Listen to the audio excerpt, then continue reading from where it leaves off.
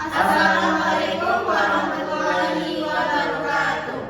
Baiklah, kami dari kelompok 5. Di sini kami akan menampilkan tentang video skenario pembelajaran deep learning dengan mata kuliah kimia bahan pangan dengan dosen pengampu Bapak Khairul Arif FPD MPD, yang dimana yang membacakan saya sendiri Intan Ramadhani dengan NIM 23231112 dan rekan saya Hamsa Wanida dengan NIM 232311 dan saya Rahmanis dengan NIM 23231117.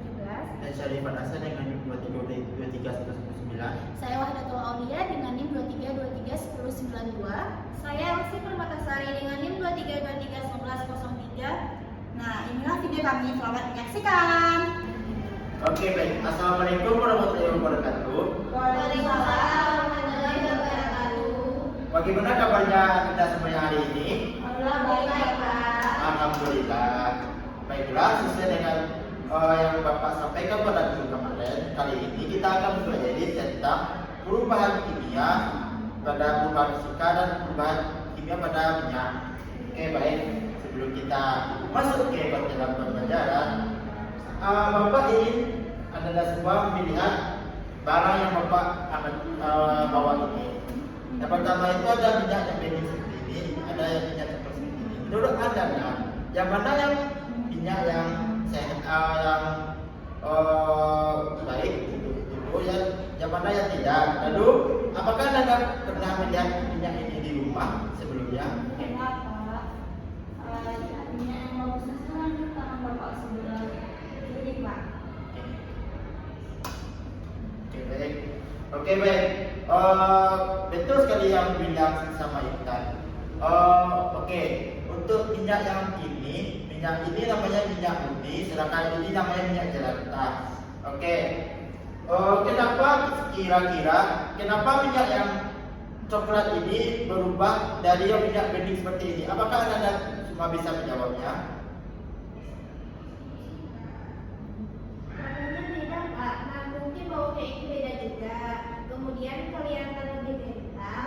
Pasti ada satu bahaya, Pak. Oke, bagus sekali pembahasan dari Elsi. Nah, itu namanya perubahan fisika yang dijelaskan oleh Elsi. Sedangkan ada juga perubahan kimianya. Nanti akan dijelaskan lebih lanjut bagaimana bentuk lebih jelasnya perubahan kimia pada minyak ini, kedua minyak ini, dan perubahan fisikanya sekaligus. Oke, mari kita bahas. Nah, tadi kan Anda semua sudah belajar dengan Bapak Irfan bahwa pada minyak goreng itu terjadinya ada yang perubahan. Yang pertama itu apa Anda semuanya? Perubahan warnanya, Bu, perubahan wujudnya, kemudian perubahan getarannya. Nah, ya, yang semua Anda bilang itu betul. Jadi pada perubahan kimia itu terjadi dua kelompok dalam minyak goreng ini, yaitu perubahan fisika dan perubahan kimia. Nah, pada minyak goreng ini terjadinya ada 4 perubahan fisika. Yang pertama itu pada baunya.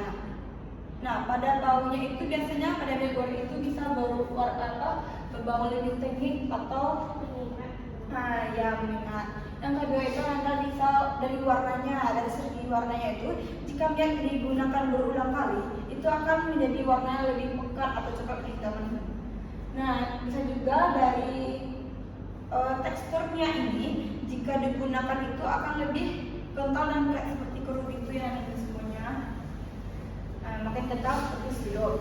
Dan titik asapnya pada sifat fisikanya itu pada titik asap yang minyak yang baru digoreng itu di atas 200 derajat Celcius. Dan jika minyak yang telah berulang kali digunakan maka asap pada minyak goreng itu turun menjadi 160 derajat Celcius. Bisa juga muncul busa berlebihan saat dipanaskan. Jadi itulah Anda semuanya sifat fisika yang terjadi pada minyak goreng ini. Kan sifat fisika tadi bisa dilihat dan kita rasakan. Nah, untuk sifat kimia itu terjadi di dalam molekul. Nah, baik, sekian materi Ibu akan dilanjutkan oleh Ibu Aul. Baik anak-anak Ibu, tadi kita udah belajar sama Ibu Intan tentang perubahan fisika. Di mana ada dibilang sama Ibu Intan bahwa minyak yang kita pakai berulang kali itu ada 2 perubahan, ada perubahan fisika dan ada perubahan kimia. Selanjutnya kita akan belajar mengenai perubahan kimia. Tahu nggak anak-anak Ibu apa itu sifat kimia? Tidak, Bu. Oke, dijelaskan ya. Sifat kimia itu adalah perubahan yang menghasilkan zat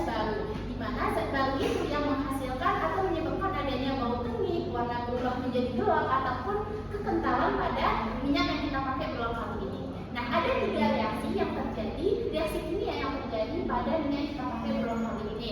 Yang pertama yaitu adalah reaksi oksidasi, di mana minyak itu akan bereaksi dengan udara. Pernah dengar kata berkarat kan? Nah, pasti berkarat itu identiknya sama besi. Nah, tapi minyak ini juga bisa berkarat, tapi bedanya apa? Nanti minyak itu akan bereaksi dengan oksigen saat dia dipanaskan. Minyak itu dia mempunyai ikatan kimia yang lemah atau ikatan rangkap, namanya ikatan rangkap. Dimana nanti ikatan ini akan diserang oleh oksigen sehingga dia akan terputus dan membentuklah zat yang baru yang disebut dengan aldehida atau MDA. Di mana zat baru inilah yang menyebabkan adanya bau tengik ataupun perubahan warna yang gelap pada si minyak tadi. Paham anak-anak ibu? Paham, Bu.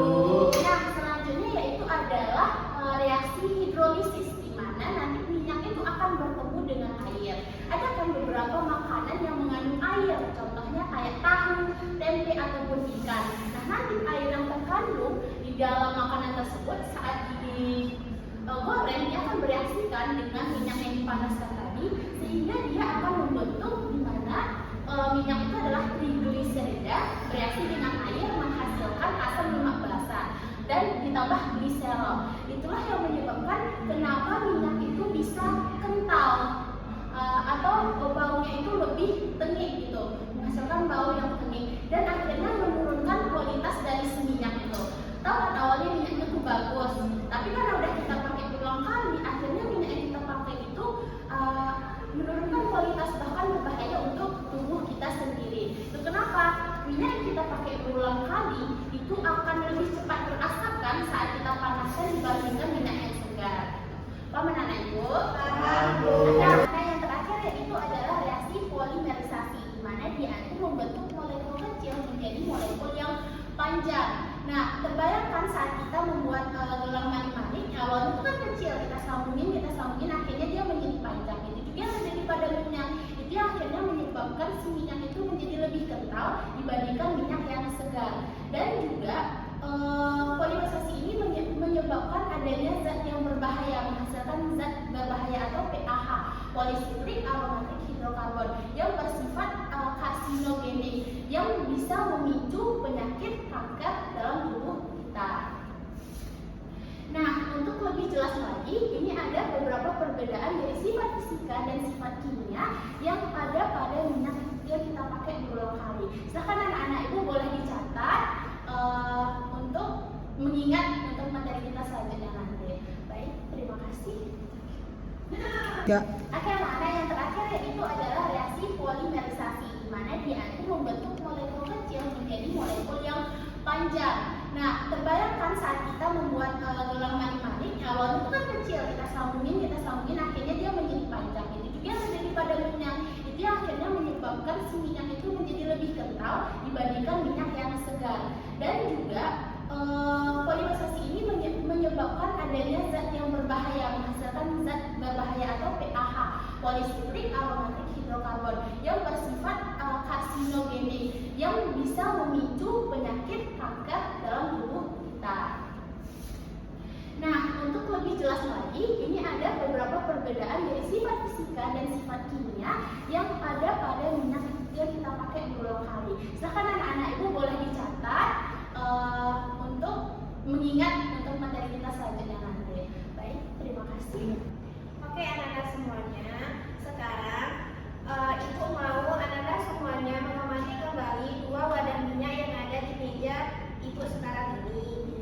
Nah, anak-anak semuanya, setelah mengamati kembali 2 wadah minyak ini, ibu ingin meminta kepada anak-anak semuanya untuk menjelaskan secara ilmu baru yang anak-anak pelajari yang tadi.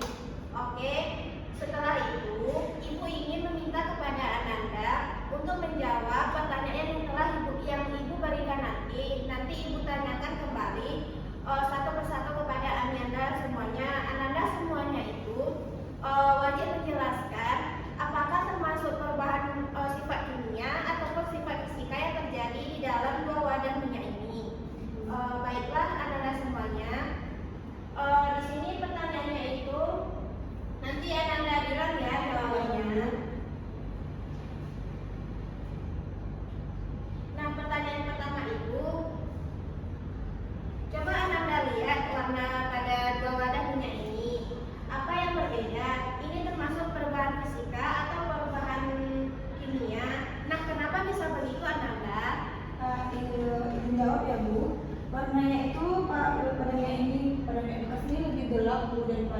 yang baru tubuh.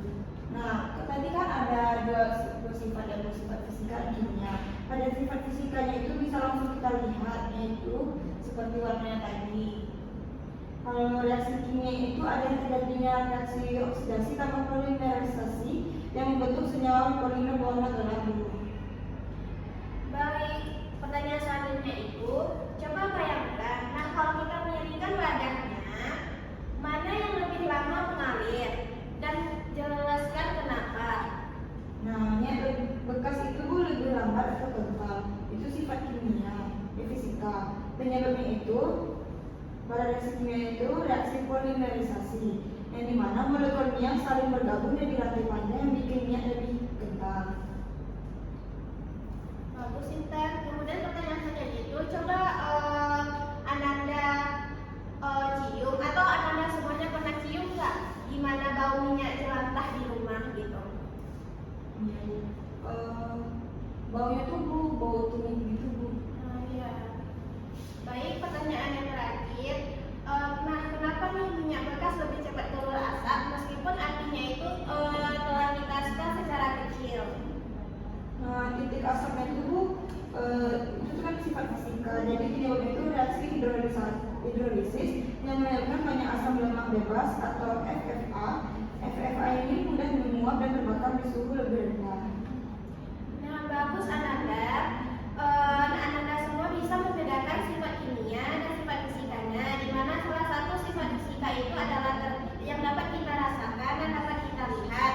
Sifat fisika itu terjadi ada perubahan warna, wujud, kemudian baunya yang sangat menyengat seperti yang Ananda Intan bilang tadi. Nah, kemudian sifat kimia itu kebalikannya. Jadi, ingat ya Ananda semuanya, bahwasanya sifat fisika itu adalah sifat yang dapat kita rasakan dan dapat kita lihat, sedangkan sifat kimia itu adalah terjadi perubahan molekulnya dan dapat menghasilkan zat baru. Adapun bahaya dan penanggulangannya, pada bahaya ada penyakit jantung, penyakit kanker, sistem kekebalan tubuh, sakit pencernaan.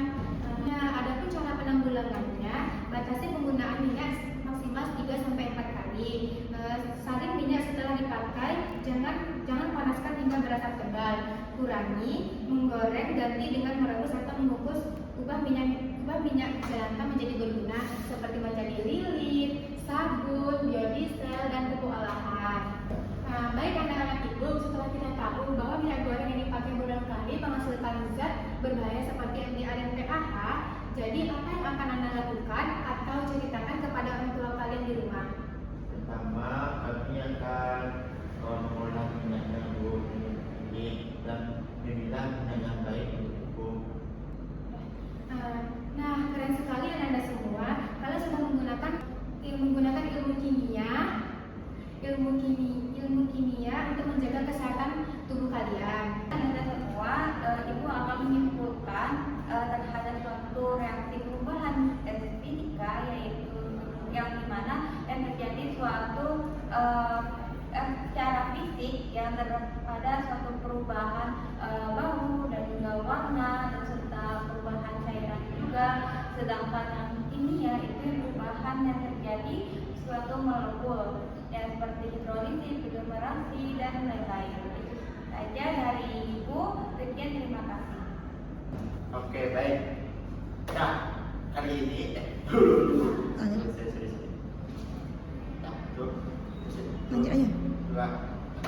Nah, baik Anda dan semuanya, kita masuk nih akhir dari pertemuan kita pada hari ini. Apa-apa berharap supaya Anda semua paham atas penjelasan tentang apa itu minyak jelantah, apa itu minyak murni, bagaimana perubahan fisika, bagaimana perubahan kimianya, dan bagaimana cara menanggulangi perubahan minyak jelantah itu supaya bisa bermanfaat untuk kita. Oke, mungkin sekian dari Bapak akhiri. Assalamualaikum warahmatullahi wabarakatuh.